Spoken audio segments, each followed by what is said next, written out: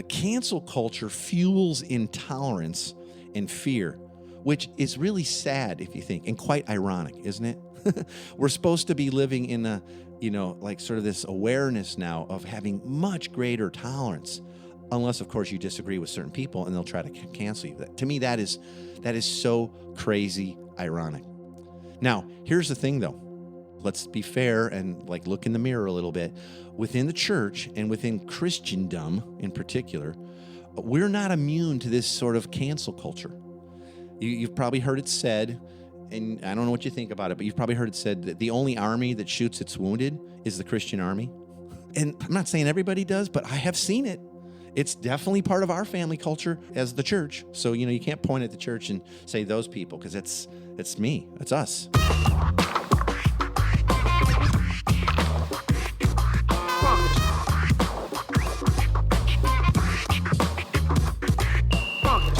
Welcome to the Everyday Disciple podcast, where you'll learn how to live with greater intentionality and an integrated faith that naturally fits into every area of life. In other words, discipleship as a lifestyle. This is the stuff your parents, pastors, and seminary professors probably forgot to tell you. And now, here's your host, Caesar Kalinowski. All right, thanks, Heath. It's good to be back. How are you doing today? Oh, we are living the dream over here in the Pacific Northwest. I wish you could see what I'm looking at right now. It is so gorgeous out. Last weekend, I got to take a full-on 3 days off. It was amazing. Got to be with family and some really good friends and people of peace, and had some great food.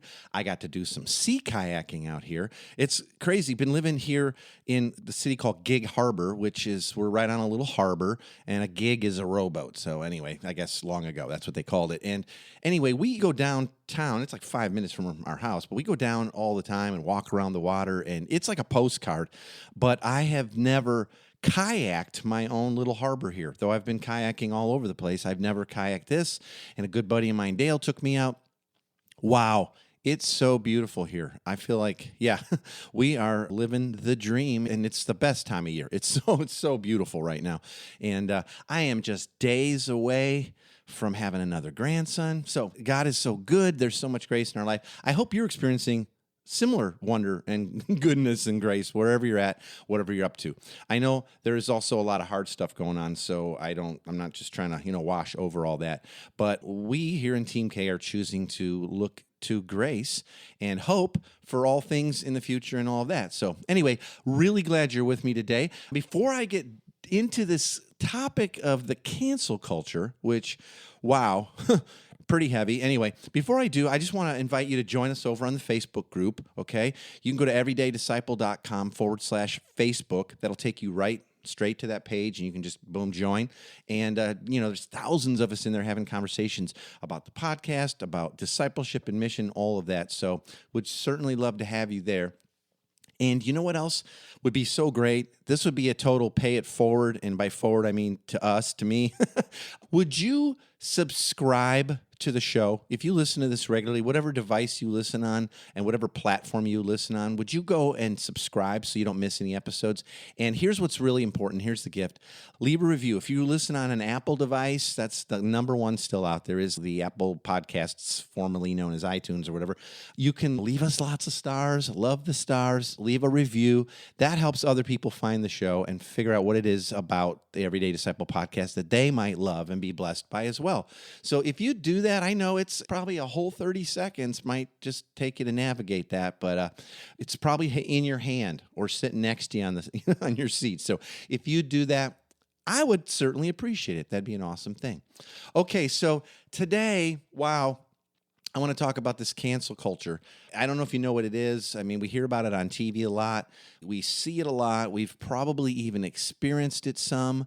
But there is good news. I really do believe the gospel speaks to that, especially for those of us, the redeemed, the family of God, those who are walking in light of the gospel more and more in every area of life. I think there's really good news. And to the whole culture at large, including those who participate in the cancel culture. So simply put, the cancel culture is the boycotting or silencing of someone or something with the threat of financial or popularity loss. Okay, that's what's going on when someone gets, quote, canceled. Okay, cancellation, properly understood, refers to an attack on someone's reputation and their employment by some group, some determined collective of people and critics based on an opinion or an action that is alleged by them to be disgraceful and disqualifying.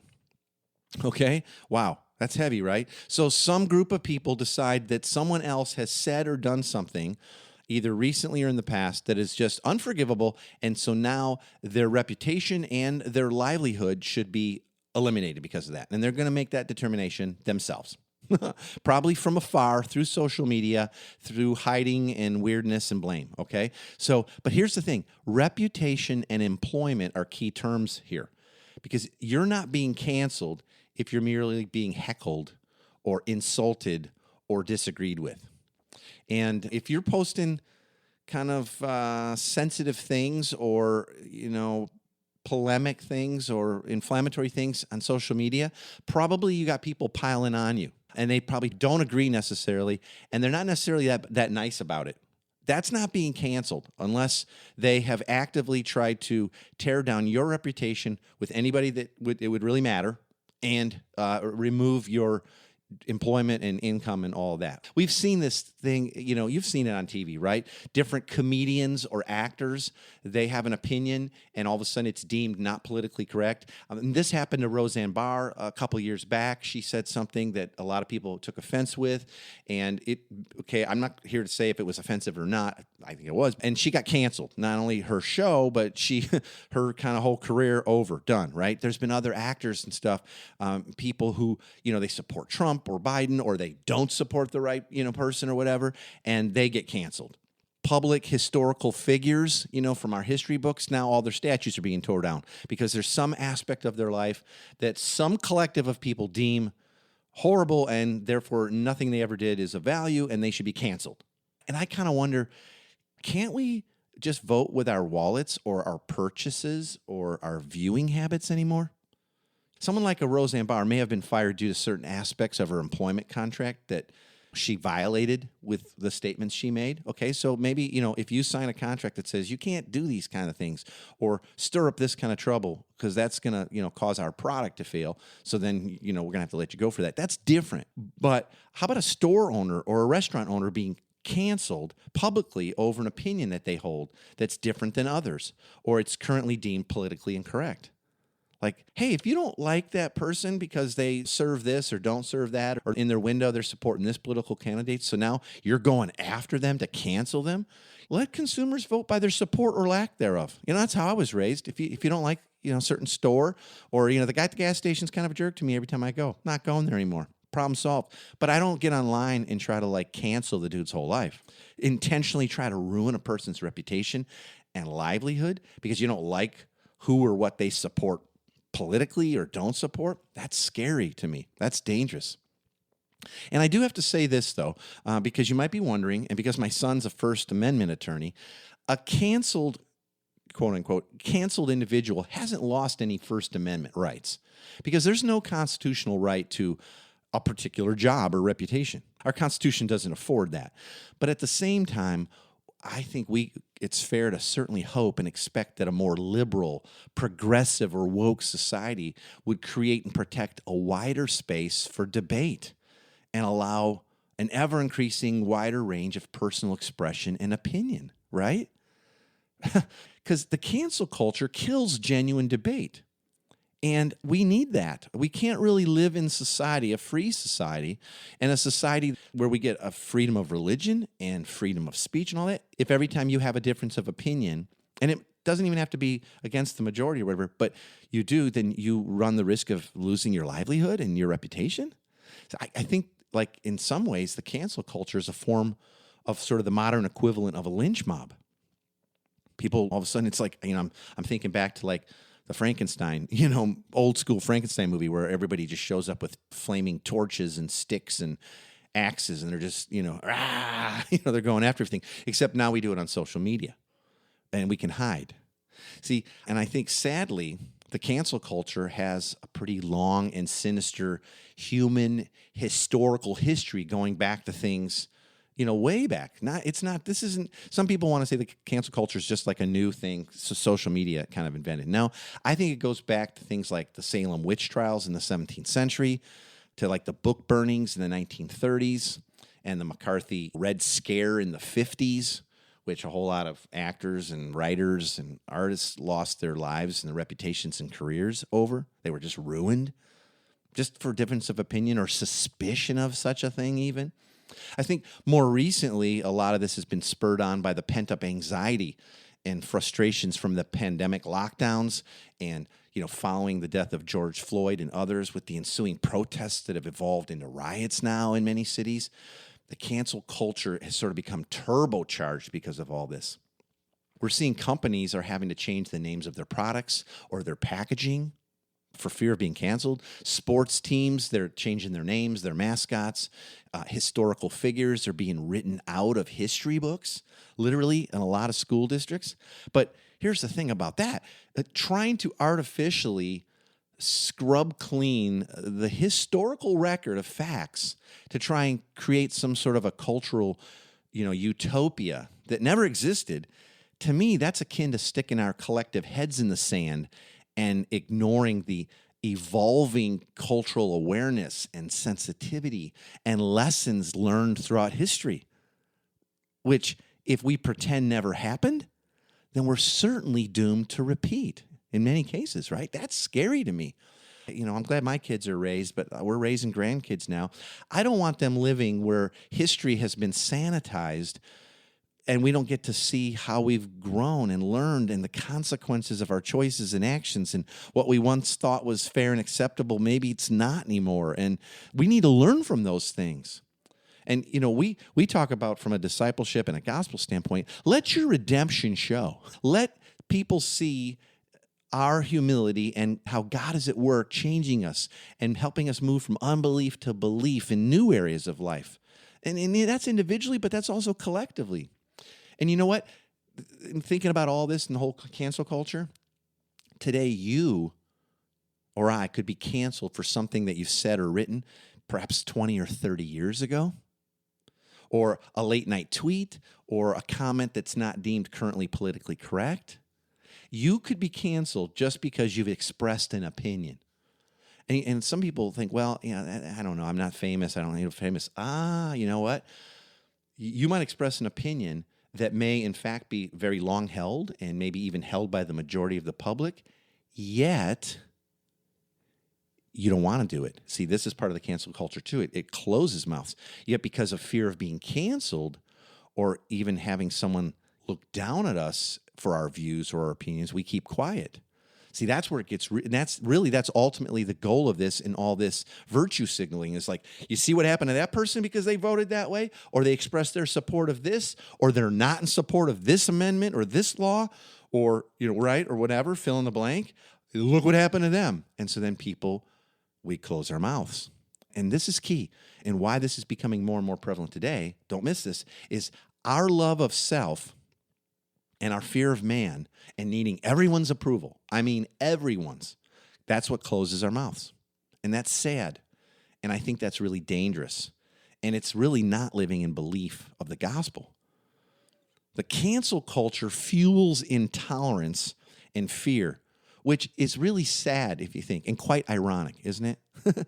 We're supposed to be living in a, like sort of this awareness now of having much greater tolerance, unless, of course, you disagree with certain people and they'll try to cancel you. To me, that is so crazy ironic. Now, here's the thing, though. Let's be fair and look in the mirror a little bit. Within the church and within Christendom in particular, we're not immune to this sort of cancel culture. You've probably heard it said, and I don't know what you think about it, but you've probably heard it said that the only army that shoots its wounded is the Christian army, right? And I'm not saying everybody does, but I have seen it.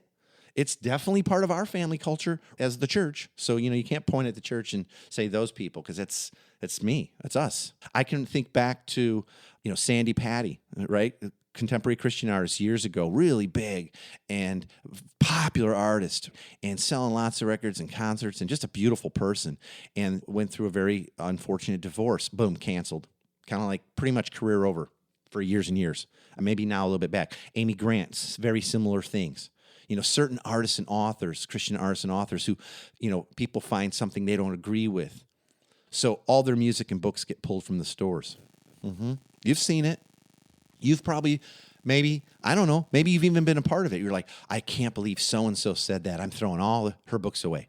I'm throwing all their music out now. And I'm going to go to my church bookstore and say, how could you possibly carry that? Because that one thing happened in their life where they hold this opinion. They should now not have a ministry or a way to make a living at all. Like, did the words in their record who, like, a week ago, before you even knew, like, that happened in their life, like, that so glorified God and really reminded you of the cross and grace, like, that's now invalidated somehow? See?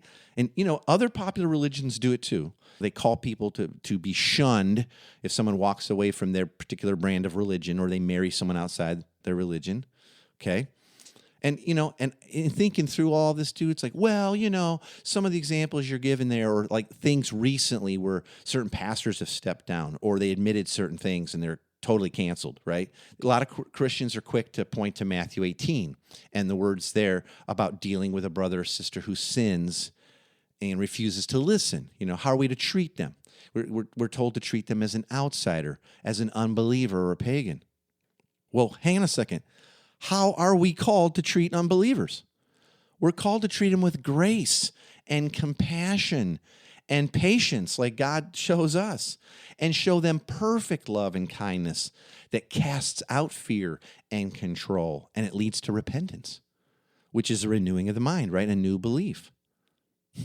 So, we can't hide behind that as a church. So, well, that person did this, so, and then, like, hey, how are we called to treat broken people, or people who don't even agree with us, or they're far? Or what about just because it happened to them?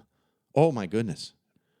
See, I wonder, is this cancel culture, out there and also here, closer to home, right, in our within the church or whatever, is the cancel culture really about power and control? I think it is. Who has it and who wants it?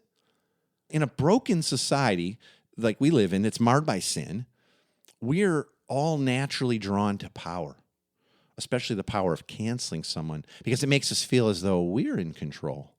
Like, we're just taking back a little ground here, right? Or whatever. Or, I don't know. But instead of seeking power, we're called, as believers, as followers of Jesus, we're called to live humbly under the rule of God alone, recognizing that each of us falls way short of God's glory. Our pursuit should be one of laying down our pride and power and self, and seek to love others, not control. Let's take a look for a second. Let's take a look here at how God deals with some really messed up people throughout Scripture. Does God cancel the reputation and livelihood of some of history's most famous sinners? I don't know. How about Moses? Moses had an anger problem early on that led him to become a murderer and then cover that up. But he was later on, like, look how God used him and glorified himself. And it's said in Scripture, Moses was the most humble man that ever walked the earth. Wow. So maybe what he went through, because God loved him and pursued him and used him, humbled him, and then God glorified himself through that? How about David, King David? He coveted Uriah's wife, Bathsheba, and then he had her husband Uriah murdered. But he was also called a man after God's own heart. And over in Scripture, it said that the Messiah would come as a son of David, in the line of David. He would be a king like David, whose rule and reign and kingdom would never end. How about Rahab? She was a prostitute, slept around. Oh, but look what God did.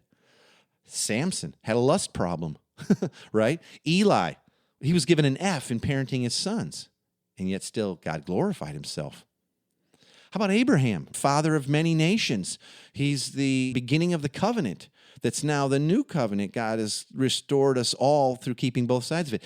Abraham was a huge liar, and he was willing to sort of sell out, pimp out his wife Sarah twice to save his neck out of fear.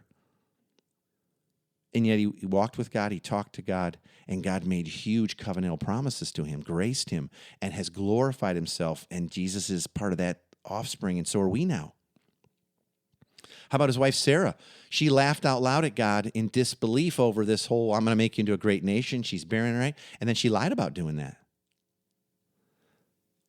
Jacob was a deceiver who completely duped his brother Esau. But look at where we see Jacob, right? He's all right there, mentioned over and over and over in the line of Abraham, and he became Israel. And let's just jump way ahead. Peter, right? The Peter who hung out with Jesus, the apostle. He denied that he even knew Jesus 3 times, right at Jesus, right at the pinnacle of this whole thing. And, it said, I will build my church on you, Peter, the rock. A rock? You see, I mean, we could go on and on and on. God didn't cancel these people. He used them for his glory. And I mean, let's just go for the big E in the eye chart here. How did Jesus respond while dying on a cross to those who were mocking him and torturing him? Could he have canceled them? Could he have called down angels to just smite the whole? Yeah, they'll just destroy everybody. He prayed for their forgiveness to his Father. Wow. Think about it. If there was ever a time you wanted to cancel some people. Wow. See, the gospel speaks to this. It really does. To misinformation and confusion, the gospel speaks truth. We've been given the spirit of truth to lead us and guide us, Jesus said, in all the ways of truth. To hatred and fear and control, the gospel speaks perfect love through Christ, and now Christ in us. That perfect love casts out fear, right? To the outsiders, to those that are different, that are far off, who don't believe what we believe, who hold different opinions, who fill in the blank, whatever, the gospel offers acceptance, regardless of their opinions and beliefs, or whatever they've said or done. There is a place at the Father's table for you, for everyone. Will you be the one to extend that invitation to them, regardless? I hope we will. That's truly believing in the gospel and not getting all wrapped up and flipped out and taking personal offense over this person's view or that. Even if, whoa, that's really detrimental. But see, what we do doesn't equal who we are. And so there's different ways that we cancel people in our lives. Think about this, okay? It's not necessarily, I know I gave the definition that it's going after their integrity or what people think of them and their livelihood and all that. But think about it. We cancel people in our lives when we discount their opinion and then apply that disagreement to their identity. Oh, he's just a liberal, or she's a feminist. She has to say that, See, we take something we disagree with and we sort of then make that the sum of who they are. That's canceling them. Or we cancel people in our lives when we marginalize or avoid someone because they hold different beliefs or opinions than we do. Yeah, because there's no covenant there, right? There's no, hey, we're in this together. We're at the foot of the cross. It's level. We cancel someone when we get gossip behind their backs to others or speak ill of them. Jesus equated that to murder. Yeah, think about that. See, how many people have we canceled? Or we cancel someone in our life when we participate in the exclusion of them from family and community life in any way. And we cancel people when we sit in silence and we don't speak truth to a situation, knowing it would help defend someone else or the way that they're being treated. Yeah, I know that's heavy, and I'm guilty. I'm with you, and I want to repent of that. I want to have a new mind connected to all this. Here are a few ideas, or I'll call them rules, okay, I don't know, for combating the cancel culture that we're experiencing today. First, obviously, it's believe the gospel and all those comparisons I just gave you. But here's the first rule. First, facts matter, okay? The facts in a situation matter. Not opinions, not mere accusations about someone. Like, oh, did you hear so-and-so? Like, oh, they were accused of that. Like, canceled. Like, whoa. Facts matter. Okay? Rule number 2, stand up for others. Okay? This is how we combat the cancel culture. Stand up for others. Defend the defenseless. That's what we're called to do. And in these situations when people are like, it's just like a mob and everybody's piling on people, social media or locally, trying to cancel their business or whatever, defend those people. They can't defend themselves in that sense. Here's rule number 3. Stop the bullies. And by the way, there are church bullies too. There are bullies within the church that they're just like the theo police. They got to be the theology cops, and they're trying to keep track of who everybody says what and who. And oh, wait a minute, that person we can't ever find hope from them because look at they said this, and I don't know if I agree. Right? Be careful of that, but stop bullies when you see them. It's been said. You've probably heard it. I don't remember who said it. Doing something costs something. Doing nothing costs something. And quite often, doing nothing costs a lot more. So stop the bullies. Love others enough to step in, even when it costs you. Remember a little earlier when I asked if this is really an issue of control? When we fear what others think of us, or our faith, or our opinion, or our support of others, and it silences us, or it leads us to inaction, then we too are exercising a form of control. We're trying to control our identity, our reputation, what others think. We're making them and their opinion more glorious than God and His opinion, who He loves us perfectly. That's the same sin we see in the garden, when Adam and Eve fall for the lie that they have to do something or not do something to be a certain way or have a certain thing in their lives. See, that's control too. Not doing things and, I'm not going to speak up because people are going to think bad of me. That's control too. That's control too. Okay, rule number 4, to sort of come against and combat the cancel culture, support the canceled. Be an advocate for the broken and the marginalized. You'll look a whole lot like Jesus when you do that. You really will. And then here's my last idea, rule number 5. This is the golden rule. Do unto others as you'd have them do unto you. Matthew 7:12. It's called the golden rule for a reason. And I love how the Passion version of this, there's a new Passion version of the Bible, how it puts it, Matthew 7:12. In everything you do, be careful to treat others in the same way you'd want them to treat you. For that is the essence of all the teachings of the law and the prophets. Wow, I underlined that in my notes here. For that, treating others how you'd want to be treated is the essence of all the teachings of the law and the prophets. Yeah, everything that God's trying to get us to understand and believe and live out, summed up right there. I think that's a pretty good place to start.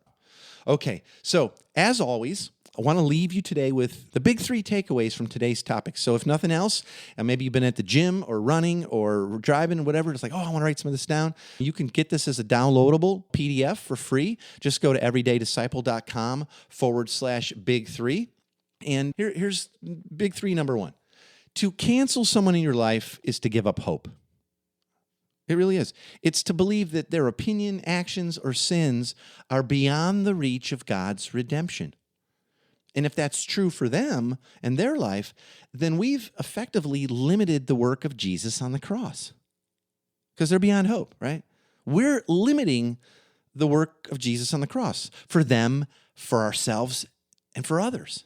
Now, not in truth, but in practice and faith.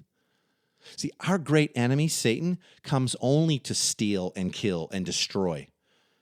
Jesus came that we might have life and have it in fullness. Let's be sure we're on the right team, all right? Okay, number 2, we have a great defense and a great defender who will never leave or forsake us. Right, here's Romans 8. What then shall we say in response to these things? If God is for us, who can be against us? He who did not spare his own son, but gave him up for us all, how will he not also, along with him, graciously give us all things? Who will bring any charge against those whom God has chosen? It is God who justifies. See, that reminds us that we have this great defense, and who could stand against it? That the glorious one, the one who created all things, including you and I, sent his son. He would not even withhold his most precious one, his beloved, on our behalf, in our defense. So we don't have to fear defending the defenseless. We don't have to close our mouths. We don't have to fear the cancel culture. We can speak truth in love to the cancel culture. And then number 3, go back through the 5 rules for combating the cancel culture in your own life, okay? And then ask God to show you who you may have canceled in your life in circles of relationship and influence. And then, you know what? I want to encourage you, go seek forgiveness and restoration with those people. Really, like humble yourself and go for it. And pray through Matthew 7:12. Really, in everything you do, be careful to treat others in the same way you'd want them to treat you, for that's the essence of all the teachings of the law and the prophets. I think that right now with this whole cancel culture and all the unrest we're seeing and the hyper opinions that are just broadcast 24/7 hours, this is really a good time to relook at that golden rule and knowing where it comes from and ask the Spirit to apply it to our hearts. Okay, wow. Again, if you want to get a download of the Big 3, just go to everydaydisciple.com/big3, and you can download that right now. All right? I hope you enjoyed that. I hope that gives you some stuff to chew on, think on. And again, before we scoot out of here today, I want to invite you to get immediate access to the Everyday Disciple Workshop. We've trained thousands of people in this powerful framework of discipleship when we were doing our Everyday Disciple challenges, and we always had people asking us how they could get and keep this training and all the videos. Well, now you can. Just go over to everydaydisciple.com/workshop to get this simple and reproducible discipleship framework that really works for busy people. That's everydaydisciple.com/workshop. I hope you'll grab that, get that downloaded, start watching that, and start sharing that with others, because now you'll have all of it. All right, I got to go for now. I hope you'll join us next week. I'll keep diving into discipleship and mission and hopefully help pave the way for this to be a whole lot easier and more natural in your everyday life. I'll talk to you soon. Thanks for joining us today. For more information on this show and to get loads of free discipleship resources, visit everydaydisciple.com. And remember, you really can live with the spiritual freedom and relational peace that Jesus promised every day.